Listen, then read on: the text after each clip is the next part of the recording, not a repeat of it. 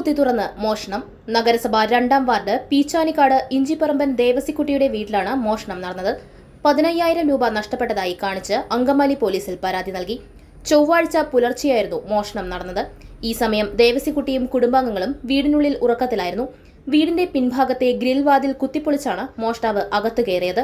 ദേവസിക്കുട്ടി ഉറക്കമായിരുന്ന മുറിയിലെ അലമാരയിൽ സൂക്ഷിച്ചിരുന്ന 15,000 രൂപയാണ് മോഷണം പോയത്.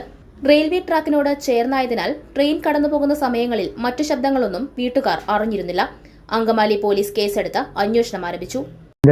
എൻ്റെ പേര് ദേവസിക്കുട്ടി എന്നാണ്, ഇഞ്ചിപ്പറമ്പൻ മങ്ങട്ടുകര. അപ്പോൾ രാത്രിയാണ് ഇവിടെ മോഷണം നടന്നിരിക്കുന്നത്.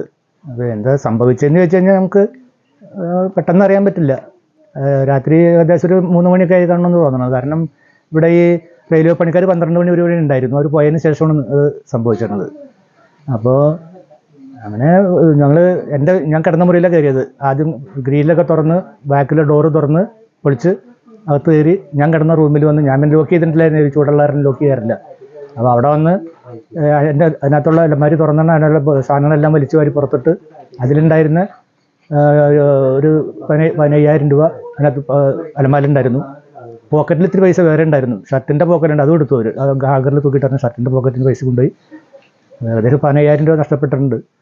പിന്നെ അടുത്ത മുറിയിലേക്കാണ് പോയത്. അടുത്ത മുറി തുറക്കാൻ നോക്കി ഇപ്പോൾ തള്ളി. ഇപ്പം അത് ശബ്ദം കേട്ടോ അങ്ങനെ മകള് അവിടെ ലൈറ്റ് ഇട്ട് നോക്കി, എന്തോ ശബ്ദം കേട്ടെന്ന് വെച്ചിട്ട് ലൈറ്റ് ഇട്ടോടുകൂടി പിന്നെ ഇത്തിരി സാധനം ഈ ഷീറ്റ് മേഞ്ഞതുകൊണ്ട് പൂച്ചകളൊക്കെ ചാടി കിടക്കാറുണ്ട്. ഇപ്പം അതിൻ്റെ ആണോ ഒരു സംശയം കൊണ്ടാണ് അവർ പിന്നെ തുറന്നില്ല.